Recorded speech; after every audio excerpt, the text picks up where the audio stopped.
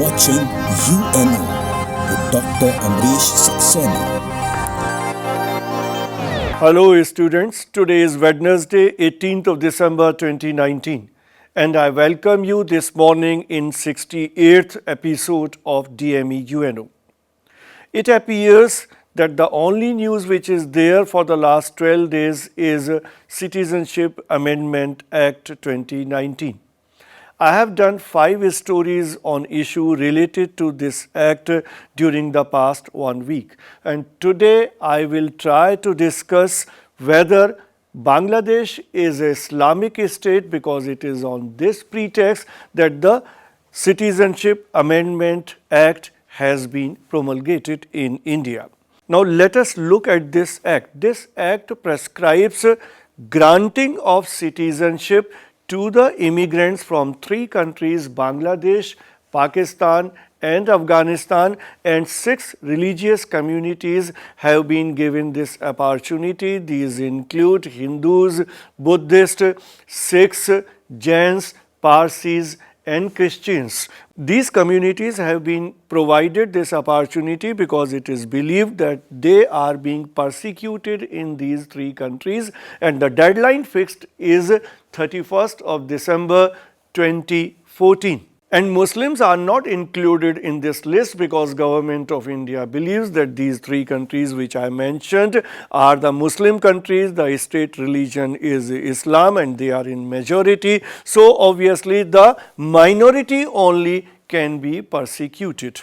During debate on this act in both houses of parliament, Home Minister Ambrish Saxena categorically stated that Hindus are being persecuted in Bangladesh since it is an Islamic state.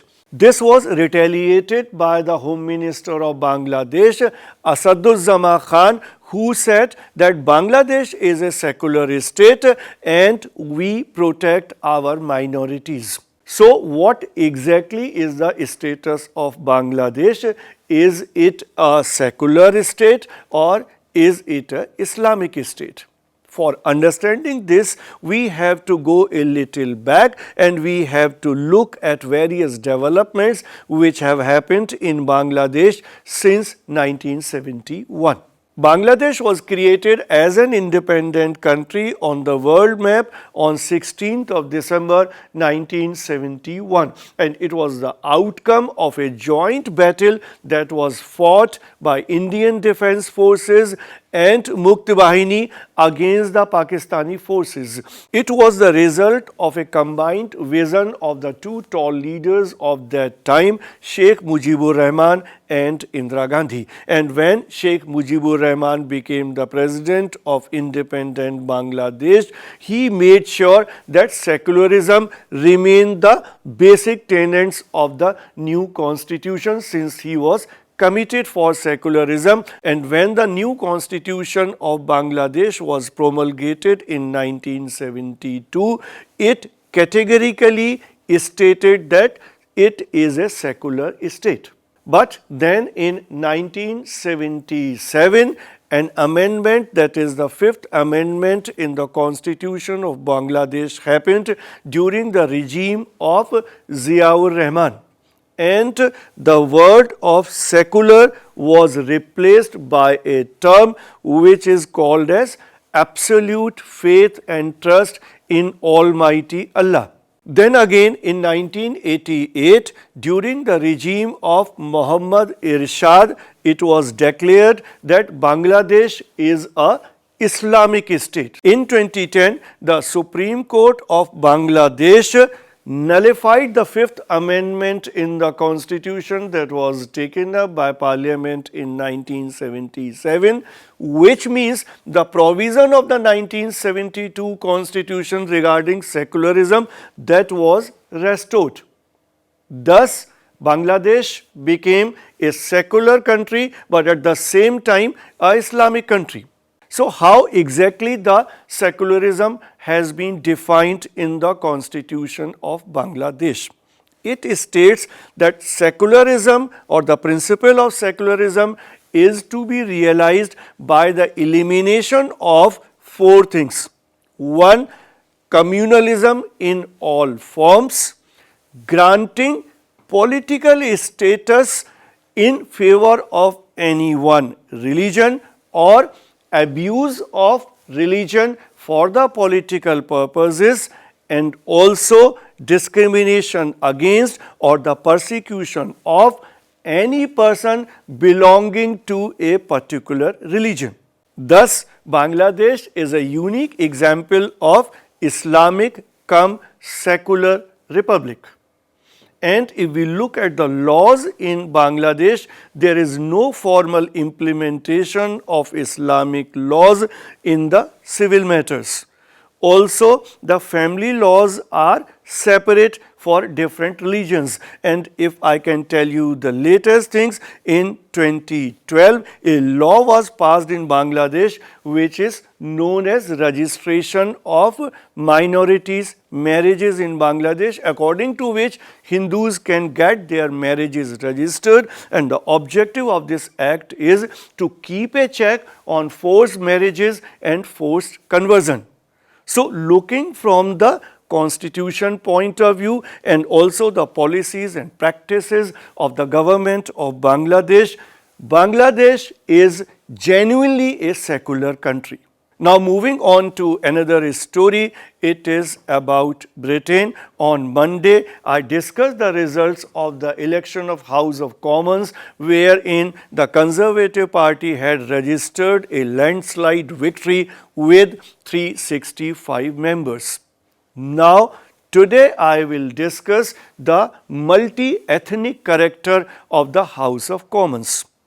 The British House of Commons has a strength of 650 members, and out of this number 65 MPs belong to different ethnic groups. This also includes 15 MPs of the people of Indian origin. So, 10% of the strength of the house belong to different ethnic groups, and this is considered the most diverse House of Commons in the British parliamentary history. And this also reflects that there is a continuous increase in the number of MPs from different ethnic groups in the House of Commons, because in the last house this number was 52. Think tank British Future has provided some vital data about the ethnic diversity of House of Commons, and according to it, in the election of 2009,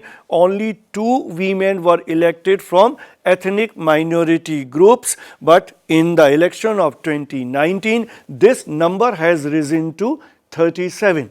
Now, coming to the strength of the MPs of the Indian origin, the 15 MPs, out of this 8 are from the Labour Party and 7 are from the Conservative Party. Labour Party has been able to retain most of the seats that it had won the last time, and Conservative Party has been able to increase its tally as compared to the last elections from 5 to 7. And out of this total 15 MPs, 4 MPs are the new MPs which have been elected to this House of Commons for the first time. Looking at the strength of the Conservative Party, 5 sitting MPs of Indian origin have been able to be re-elected. These include Priti Patel and Rishi Sunak. If you remember, Priti Patel was the Home Secretary in the last government, and Rishi Sunak, who is in fact the son-in-law of the Infosys co-founder Narayan Murthy, he was the Chief Secretary in the Treasury. And as far as the Labour Party is concerned, there is a new face by the name of Nydia Whittom. She is 23 years of age and she has become the youngest MP in the present House of Commons. Looking into the history, we find that the first Indian who was represented in British Parliament was Dadabhai Naoroji in 1892. After that, for a very long time, the representation of Indians was dismal in the British Parliament, but post 1987, things started changing, and during the last 3 elections there is a substantial increase in the representation of different ethnic groups in the British Parliament. So let us all welcome this multi-ethnic character of the House of Commons. That is all in today's edition.